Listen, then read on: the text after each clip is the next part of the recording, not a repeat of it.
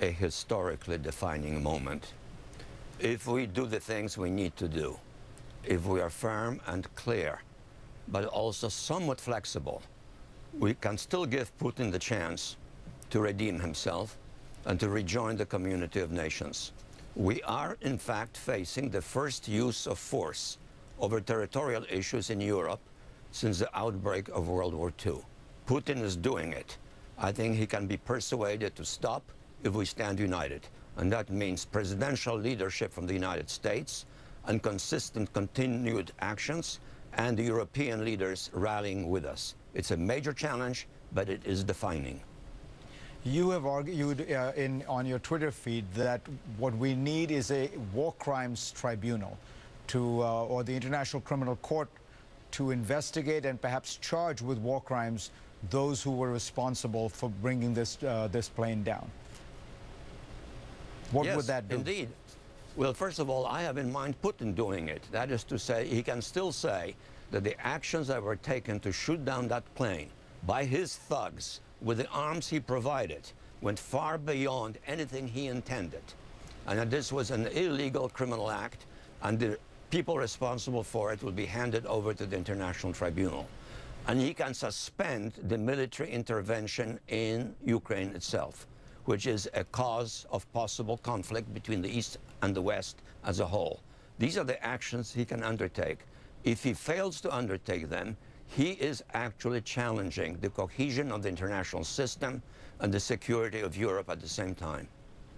You know, Zbig, that Europeans are much less willing, at least so far, to impose sanctions. There has been some reasonably tough rhetoric, but because they are so dependent on Russian natural gas, there has been a reluctance to do much more.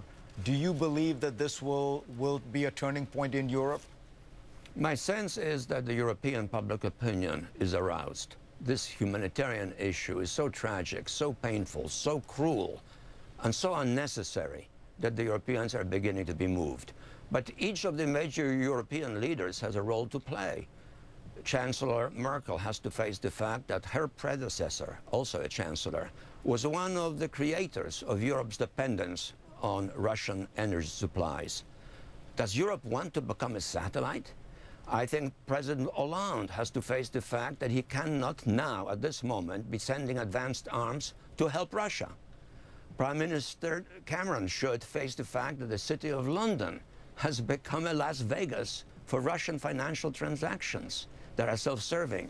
There are responsibilities these leaders have to face, and they have public opinions, which I think are becoming increasingly aware that this is truly a moment of decisive significance for the future of the system, of the world system. There are a lot of people who look at Washington's reaction to Russia and say, look, it's all very well to be tough, but we the Americans need Russia on Syria, on Iran.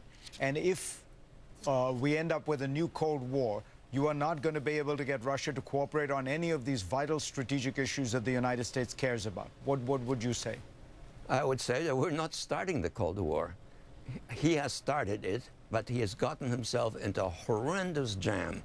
I strongly suspect there are a lot of people in Russia, even not far away from him, who are worried that Russia's status in the world is dramatically being undermined, that Russia is economically beginning to fail, that Russia is threatened by the prospect of becoming a satellite to China, that Russia is becoming self-isolated and discredited. I think there is still maybe a chance that he can reverse course. We ought to emphasize that option, and failing that, do what is necessary, and at the same time try to deal with the other problems on our own if we can. What is the alternative? To let war break out in Europe? To let Russia go on to the Baltic states from Ukraine? To let acts such as these simply be ignored? Is that the choice? Is that the test of leadership? Let me switch gears with you, Zbig, and ask you about the Israeli invasion of Gaza. Prime Minister Netanyahu on CNN told Wolf Blitzer that this was a strategy to demilitarize Gaza, explaining the use of force. But it has been quite a robust use of force. In the most recent attacks, apparently 60 Palestinians have died. Do you think that it is going to succeed, the Israeli strategy? No, I think he's making a very serious mistake. When Hamas, in effect, accepted the notion of participation in the Palestinian leadership, it in effect acknowledged the determination of that leadership to seek a peaceful solution from Israel, with Israel. That was a real option. They should have persisted in that. Instead, Netanyahu launched a campaign of defamation against Hamas, seized on the killing of 3 innocent Israeli kids, to immediately charge Hamas with having done it without any evidence, and has used that to stir up public opinion in Israel in order to justify this attack on Gaza, which is so lethal. I think he is isolating Israel. He's endangering its longer-range future, and I think we ought to make it very clear that this is a course of action which we thoroughly disapprove, which we do not support, and which may compel us and the rest of the international community to take some steps of legitimizing Palestinian aspirations, perhaps in the UN.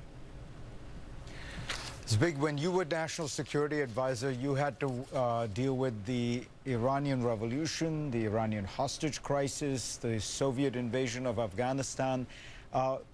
Did it feel to you, and I'm thinking about the world we're living in now, that there were so many crises taking place at the same time that Washington was simply overwhelmed? And how should President Obama deal with these multiple crises happening in various parts of the world simultaneously?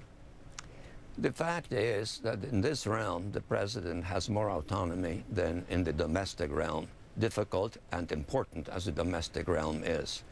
It's the area where he defines the future of this country's position in the world. So he has to lead and he has to be up front. I support his positions, but I think he could be more engaged in the promotion of them, in the assertion of them, in imposing on others the realization that he stands behind the initiatives that his Secretary of State is pursuing, and that there are consequences if we are defied. I think that is the role of the president today, and that is the challenge in this complicated world. My hope is that we can create coalitions ad hoc dealing with these different issues. But what is happening in Ukraine could preempt these issues. And this is why an intelligent but strong position, collective position with Europe on Russia and Ukraine is today so much needed, with a positive outcome as our objective, or a firm stand if necessary. Zbigniew Brzezinski, always a pleasure. Thank you, sir. Good to be with you. Next up, what to do about President Putin? We will have a debate. Stay with us.